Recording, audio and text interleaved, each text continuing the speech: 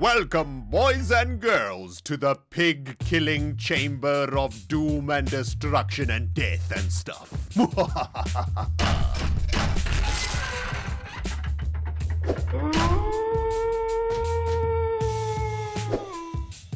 Greetings, cyberdogs and citizens of the interbubs, and welcome back to another solo episode of Sky Factory 3 with me, ReNDoG. It is Saturday, which of course means that it's just you and I on the server today. Our fellow Logfellas Xisumavoid has made his own solo episode, and guys, I gotta tell you, X let me know yesterday that he created something so freaking powerful in his solo episode that it actually breaks the server when he turns it on. No idea what that crazy Logfella has been up to, but make sure you head over to his channel at the end of this episode to see what he's done. Sounds very intriguing and very derpy, if you ask me. Good job, X, breaking the server, you freaking freak. Anyway, guys, today we have got some serious business to attend to. Last time we were together on a solo episode, we created this epic bacon factory, and it is pretty epic, except for the fact that we have a very serious bottleneck over here, and that bottleneck is with the crunchy ass bacon. We have got enough dye to create epic bacon for the rest of eternity, but the problem is we don't have the most important ingredient, the tasty crunchy ass bacon. And yeah, we do have a little bit of a farm going on down there, but that is not going to cut the mustard, man. We want to make an insane amount of epic bacon. Today, my friends, we're going to find a way to make, well, an infinite supply of pork chops. It's going to be awesome, man. There is also another very serious bit of business that we need to attend to. In the previous episode with Xisumavoid, well, I was not very happy with my fellow Logfella, to be honest with you, and that's because he has broken and removed my loot bag opener machine. He made me a really janky version of it in the last episode, but look at this. He's cleaned it up. He's destroyed it. He's taken it away. And that makes the ReNDoG sad, man. I want to find a way today to actually properly open up loot bags. The machines that Xisumavoid has made to open up loot bags have been, well, freaking janky and not working correctly. So today we're gonna find a way to actually sort out the automatic opening of the loot bags. It's gonna be awesome. Now, I've got some armor on. I got myself a sword and a bow because today we're in the Nether. We are looking for something pretty important that we need, a little bit of an item that we require for today's episode. Now, let me get into the map very quickly. I need to set a waypoint over here so that we don't get too lost. I guess I'll just call it choose life, I guess will be the freaking waypoint over here. And we are in the Nether today, guys, because we need to find ourselves a Nether fortress. I do believe that even though this Nether is an absolute void, as you can see, I think we can actually find Nether fortresses in here. So I'm going to do a little bit of looking around. Essentially what I'm trying to do is find some blazes. We need a blaze rod for today's project. Also, I'd like to find some blaze spawners so that I can break them. And the reason for this is going to become obvious. Jeez, man, this is kind of scary. I don't actually know where I am, whether I'm up or down or left or right. There we go. I suppose I need to look at this little square thing in front of me in F3 mode, right? Yeah, there we go. So let's see if we can find ourselves a Nether fortress, and then I'll explain to you why I need all of this jazz. This is probably a really bad idea, isn't it? Well, looky what the ReNDoG just stumbled across, my friends. A giant freaking Nether fortress in the voided Nether. And the good news is it's actually really close to the portal. Take a look at this. It's only 200 blocks away from home. And that's amazing. Also, it is absolutely massive. I've just been exploring it a little bit, putting down some torches and trying to find some chests. And as you can see, guys, it is ginormous. Unbelievable. Looks like the gods of Minecraft are shining upon us today, my friends. I got a feeling it's going to be a good episode. It's going to be a facepalm free episode, guys. The ReNDoG is going to do this flawlessly, man. It's going to be sweet. Man, this fortress is absolutely massive, isn't it? You don't actually realize how big a Nether fortress is until you see it in a voided world, right? Look at this. Unbelievable. Now, the reason we are here, my friends, let me explain myself before we get to the derp. The reason we are here is because we need blaze rods. Now, the reason we need blaze rods is because today I'm going to be making something called a spawner from RF Tools. Take a look at the recipe for this. A whole bunch of junk and a blaze rod. And unfortunately, we don't have any many blaze rods in the system. And, well, the easiest way to get blaze rods, I guess, is to kill blazes. I'd also like to get myself a couple of broken blaze spawners, because we can use those broken blaze spawners to make another spawning machine from Ender.io, and it's a very powerful spawning machine, in fact, that Xisuma and I could probably use a little bit later. So, very, very happy to have found this fortress. But let's focus on what we need to do over here, guys. Get some blaze rods so I can make my RF tool spawner, and we're going to be using this spawner to generate an infinite amount of pigs, and thus an infinite amount of bacon. Hello, blazers. What's cracking, dudes? You want to get busy getting busy. All right, let's do this thing, man. Let's get a little bit of light over here. There's so many googly eyes. It's kind of silly. I think I'm going to set up like a little... Oh, there's a freaking wither skeleton over there. That's not good. Let's just get a few more little bit of light over here, and let's see if we can kill ourselves a couple of blazers. All right, blazers. I smell you and your googly eyes. Time to get wrecked. Do you mind dropping one of your bits of poop, please? Blaze poop is what I need, and no blaze poop out of those two. All right, 2 more to go. Jeez. Ooh, he's trapped inside there next to a chest also, so that's good. There's a skelebutt coming for me, though. Hi, skeleton. Do you mind? Okay, yep. Things have escalated pretty quick, fast, and in a hurry. All right, what's in the chest? Ooh, an illumination wand. Oh, that sounds amazing. Did that give me light? Hold on. I want to try use this thing, man. Oh, look at this, dudes. This is freaking epic. This illumination wand makes like a little ball of light or something. Take a look at that. Oh, this is so sweet. I'm loving this. Okay, let's sort of light up this passageway. What else is in this chest? Didn't really have time to see. We got some dark boots, some golden horse armor, and a builder's wand, and a biome crystal. Okay, the biome crystal sounds pretty good. The rest of it, that is sounding pretty janky, man. Oh, there's some blaze rods. Nice. Okay, we got the blaze rods. We got a pretty sweet wand out of that chest, and this actually makes me want to explore this fortress a little bit more and see if we can get a couple more chests and a couple more items. Let's go take a look if we can find a few more chests around here. A fresh chest, and man, this is looking pretty awesome. Capturing wand. Left click on a creature to capture it. That sounds pretty cool. Plus a drill core from Actually Additions. I have no idea what that is, but that sounds kind of cool too. There's another chest just around the corner over here, but we got some problems, man. We got some skeletons, we got some blazers. Let's just deal with these fools.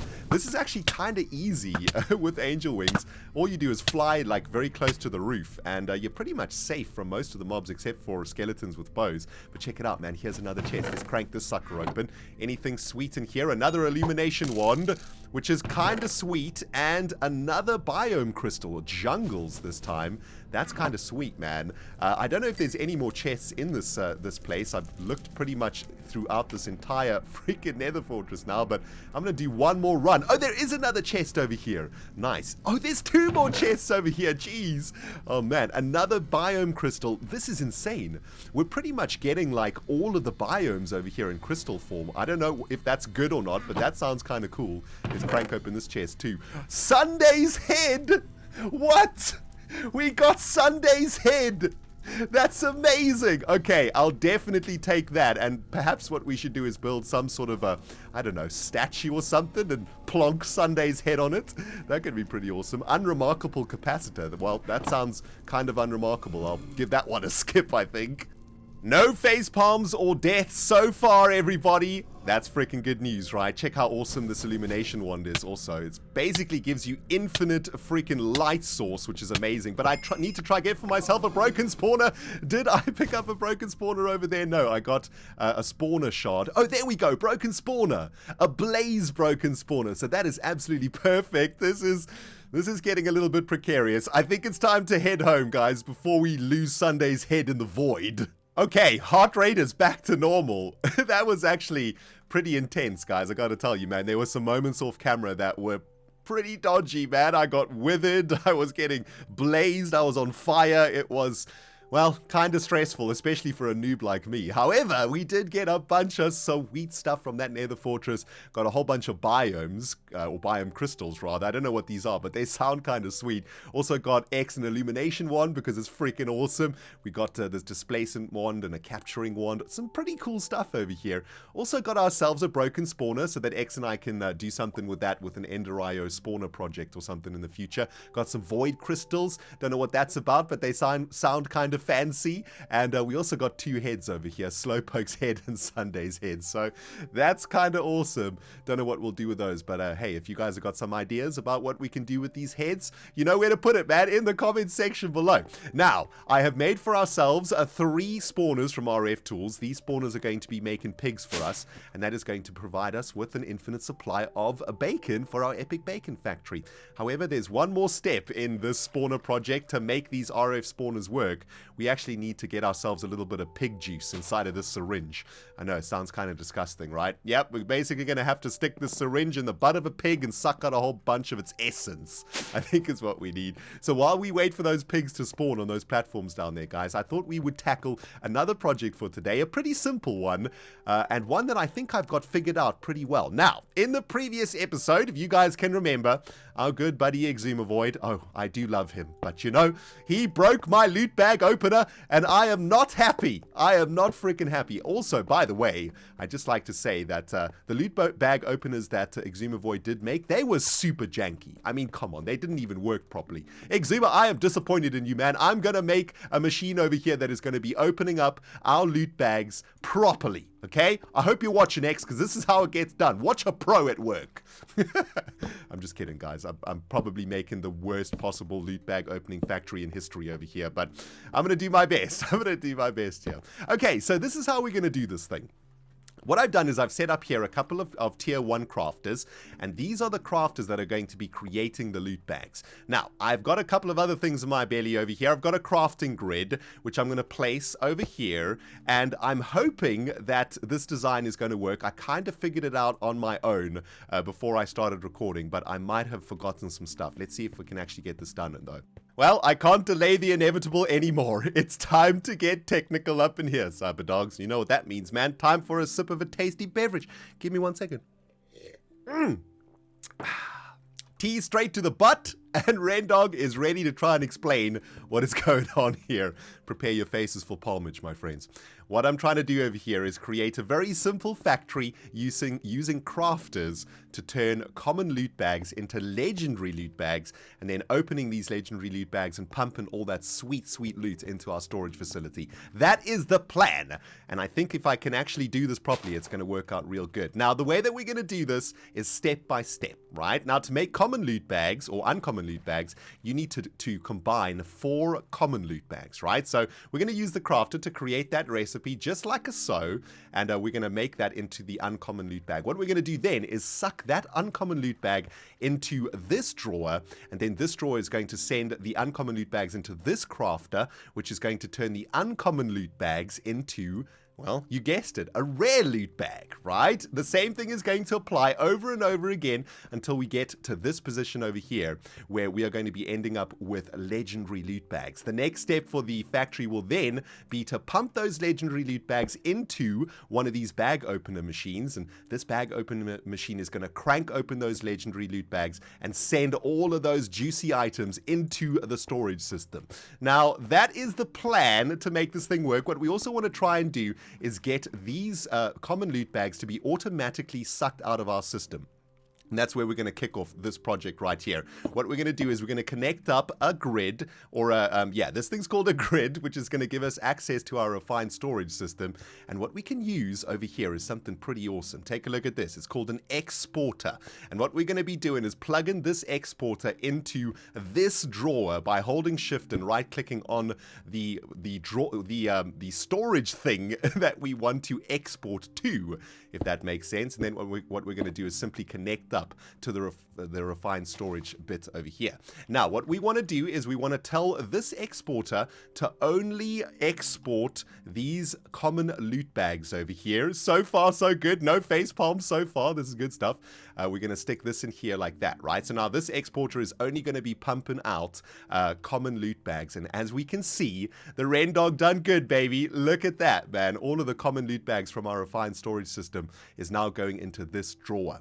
Next up up, of course, is to get all of the cabling done over here, and we've got a couple of things to do. We need to make sure, of course, that we have all of these Ender IO item conduits transferring all of the items back and forth between each other, but we also need some power, don't we? We also need to power up these crafters, and I want to try and use these flux point things to do that. We actually used these in the previous episode with Xisumavoid, didn't we? Now we are cooking with bacon gas, everybody. Just finished doing the wiring for our loot bag opening factory, and it looks so awesome, doesn't it? I love how symmetrical it is, how easy it is to understand. Common into uncommon, uncommon into rare, rare to epic, epic to legendary, legendary gets cranked, and all of the items get sent back into our system.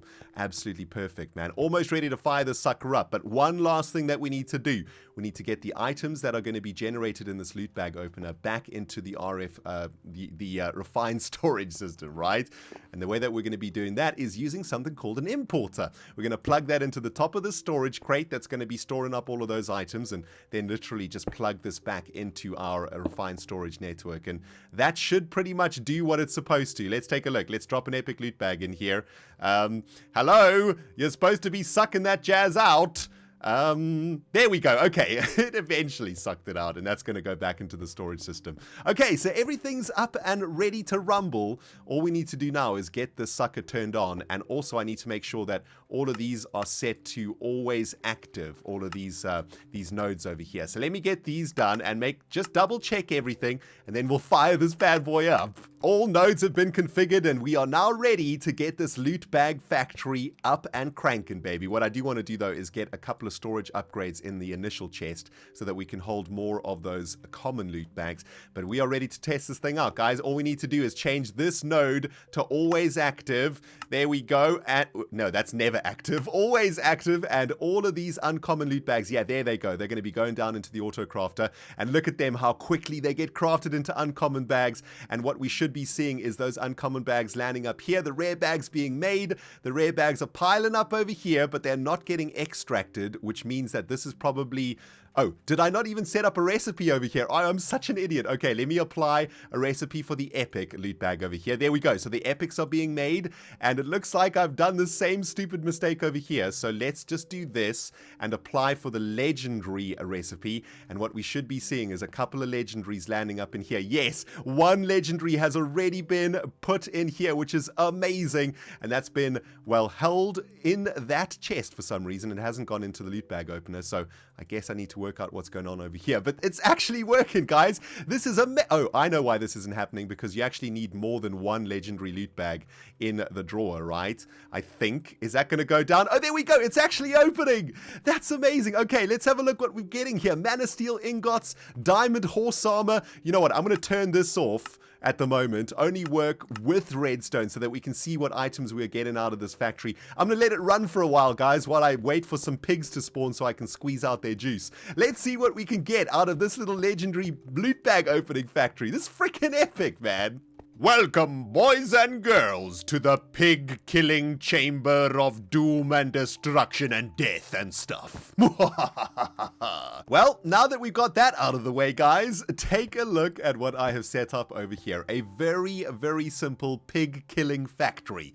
What we've got over here is our new spawner from RF Tools. We've got a fan, and we've got some spikes. And, well, the theory is very simple. The pigs are going to come out of the spawner, get pushed into the spikes by the fan, and their pork choppage is going to get sucked up by the item collector here underneath the cactus farm of the epic bacon factory. And yeah, that's going to head into this storage crate over here, and I guess what we need to do is connect up this storage crate to the network. So let's get this storage crate connected to this item conduit network. That should theoretically send the pork chops into the factory section over there, and I think I've set up a filter over here for cacti. Let's have a look. Yep, so that's just going to take cacti, and then everything else is going to go into the storage facility. I probably need to clear this up a little bit here too.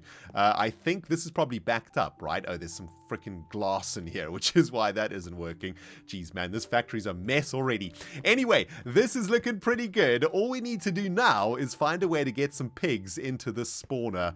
At the moment, it's got power from a cable above, so that's good, but it needs a syringe, and into the syringe we need to get some freaking pig juices. I know it sounds absolutely disgusting. I've been waiting all episode for pigs to spawn down there, but no pigs have spawned, unfortunately, which got me a little bit worried until I headed over to the chicken platform.